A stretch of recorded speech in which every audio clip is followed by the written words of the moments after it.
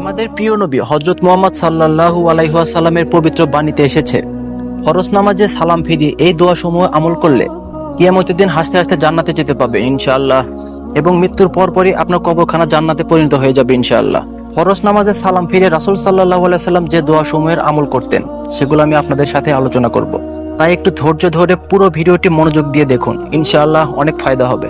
হতে পারে আপনার একটি আমলি জান্নাতে যাওয়ার উসিলা। প্রিয় দর্শক, নামাজে সালাম ফিরিয়ে সর্বপ্রথম রাসূল সাল্লাল্লাহু আলাইহি ওয়াসাল্লাম যে দোয়াটি পাঠ করতেন তা হলো হযরত সাওবান রাদিয়াল্লাহু তাআলা আনহু হতে বর্ণিত। তিনি বলেন, রাসূল সাল্লাল্লাহু আলাইহি ওয়াসাল্লাম নামাজ শেষ করে 3 বার পড়তেন আস্তাগফিরুল্লাহ। এর অর্থ হলো আমি আল্লাহর কাছে ক্ষমা চাই। সহিহ মুসলিম হাদিস নম্বর 1362। প্রিয় দর্শক, ফরজ নামাজে সালাম ফিরানোর পর রাসূল সাল্লাল্লাহু আলাইহি ওয়াসাল্লাম যে দ্বিতীয় দোয়াটি করতেন তা হলো আল্লাহুম্মা আনতাস সালাম ওয়া মিনকাস সালাম তাবারাকাতা ইয়া জাল জালালি ওয়াল ইকরাম। অর্থ, হে আল্লাহ, তুমি শান্তিময় এবং তোমার থেকে শান্তি আসে, তুমি কল্যাণময় এবং সম্মান ও প্রতিপত্তির অধিকারী। আবু দাউদ 1512। ফরজ নামাজে সালাম ফিরানোর পর রাসূল সাল্লাল্লাহু আলাইহি ওয়াসাল্লাম তৃতীয় আমলটি হলো 33 বার সুবহানাল্লাহ, 33 বার আলহামদুলিল্লাহ এবং 33 বার আল্লাহু আকবার পাঠ করার পর অতঃপর এই দোয়াটি রাসূল সাল্লাল্লাহু আলাইহি ওয়াসাল্লাম পাঠ করতেন, লা ইলাহা ইল্লাল্লাহ ওয়াহদাহু লা শারীকা লাহ লাহুল মুলকু ওয়া লাহুল হামদু ওয়া হুয়া আলা কুল্লি শাইইন কাদির। অর্থ, আল্লাহ ব্যতীত কোনো উপাস্য নেই, তিনি একক, তার কোনো শরীক নেই, সর্বভৌমত্বের মালিক তিনি, সকল প্রশংসা এবং তিনি সবকিছুর উপর ক্ষমতাবান।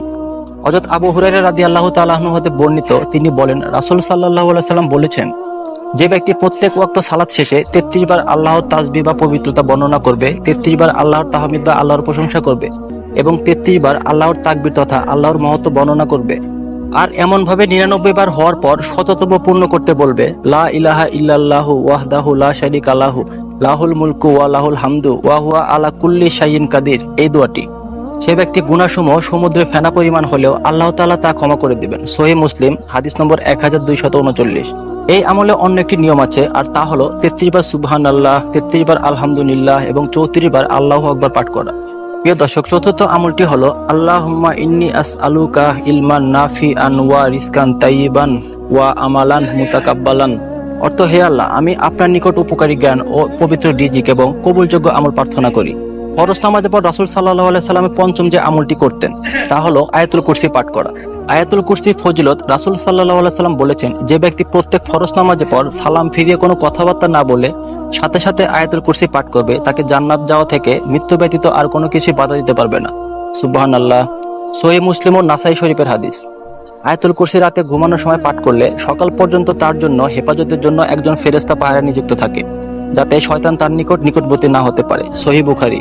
ফরজ নামাজের পর রাসূল সাল্লাল্লাহু আলাইহি সাল্লাম যে 6 নম্বর আমলটি করতেন, ফজর ও মাগরিবের নামাজে সালাম ফিরিয়ে 7 বার আল্লাহর নবী সাল্লাল্লাহু আলাইহি সাল্লাম এই দোয়াটি পড়তেন। দোয়াটি হলো আল্লাহুম্মা আজিন মিনান নার। অর্থ, হে আল্লাহ, আমাকে জাহান্নাম থেকে মুক্তি দিন। রাসূল সাল্লাল্লাহু আলাইহি সাল্লাম বলেছেন, এই দোয়া নিয়মিত পাঠ করলে তাকে জাহান্নাম থেকে মুক্ত বলে লিখে দেওয়া হবে। ইমাম মুসলিম ইবনে হারিস ইবনে মুসলিম তামিমি রাহমাতুল্লাহ আলাইহি বলেন, আমার পিতা ইবনে হারিস রাদিয়াল্লাহু তাআলা আনহু এক যুদ্ধ থেকে ফেরার পর রাসূল সাল্লাল্লাহু আলাইহি সাল্লাম তাকে বললেন, ফজর নামাজ শেষ করে কারোর সাথে কথা বলার আগে তুমি 7 বার এই দোয়াটি পড়বে। দোয়াটি হলো আল্লাহুম্মা আজিন্নি মিনান নার। অর্থ, হে আল্লাহ, আমাকে জাহান্নাম থেকে মুক্তি দিন। যদি সেদিন তোমার মৃত্যু হয় তবে আল্লাহ তাআলা তোমাকে জাহান্নামের আগুন থেকে মুক্ত বলে লিখে দিবেন। সুবহানাল্লাহ। এমনিভাবে মাগরিবের নামাজ শেষে কারোর সাথে কথা বলার আগে তুমি 7 বার একই দোয়া পড়ো, এবং যদি সে রাতে তোমার মৃত্যু হয় তাহলে আল্লাহ তাআলা তোমাকে জাহান্নামের আগুন থেকে মুক্ত বলে লিখে দিবেন। আবু দাউদ শরীফ। প্রিয় দর্শক, ফরজ নামাজে সালাম ফিরানোর পর রাসূল সাল্লাল্লাহু আলাইহি সাল্লাম যে 7 নম্বর আমলটি করতেন, ফজর ও মাগরিবের নামাজে পড়ে সূরা ইখলাস 3 বার, সূরা ফালাক 3 বার এবং সূরা নাস 3 বার পড়তেন। অন্যান্য ফরজ নামাজ শেষে এই সূরা 3টি একবার করে পাঠ করতেন। সূরা ইখলাস, সূরা ফালাক ও সূরা নাস প্রত্যেকটি 3 বার করে ফজর ও মাগরিবের নামাজে পড়ে পাঠ করে রাসূল সাল্লাল্লাহু আলাইহি সাল্লাম বলেন, সকাল সন্ধ্যায় এগুলো পাঠ করলে তোমার আর কিছু দরকার হবে না। সুবহানাল্লাহ। বিশ্বনবী হযরত মুহাম্মদ সাল্লাল্লাহু আলাইহি ওয়াসাল্লাম একদিন তার প্রিয় সাহাবী হযরত মুয়াজ বিন জাবাল রাদিয়াল্লাহু তাআলা আনহু এর হাত ধরে বললেন, মুয়াজ, আল্লাহর কসম আমি তোমাকে ভালোবাসি। মুয়াজ রাদিয়াল্লাহু তাআলা আনহু তৎক্ষণাৎ উত্তর দিলেন, আমার পিতামাতা আপনার জন্য উৎসর্গিত হোক, আল্লাহর কসম আমিও আপনাকে ভালোবাসি। অতঃপর রাসূল সাল্লাল্লাহু আলাইহি ওয়াসাল্লাম বলেন, মুয়াজ, আমি তোমাকে বলছি কখনোই নামাজে পড়ে এই দোয়াটি পড়তে ভুলবে না। দোয়াটি হলো আল্লাহুম্মা ইন্নী আল যিকরিকা ওয়া শুকরিকা ওয়া হুসনি ইবাদাতিক। অর্থ, হে আল্লাহ, আপনার জিকির, আপনার কৃতজ্ঞতা ও শকর আদায় এবং সুন্দর করে আপনার ইবাদত করতে আপনি আমাকে সাহায্য করুন। সুপ্রিয় দর্শক, আপনাদের সুবিধার্থে আমলগুলো আমি এক এক করে আবার উল্লেখ করছি, আপনারা চাইলে লিখে রাখতে পারেন। নম্বর 1, আস্তাগফিরুল্লাহ 3 বার পড়তেন।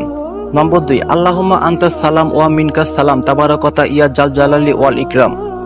নম্বর 3, 33 বার সুবহানাল্লাহ, 33 বার আলহামদুলিল্লাহ এবং 33 বার আল্লাহু আকবার পাঠ করার পর এই দোয়াটি পাঠ করা।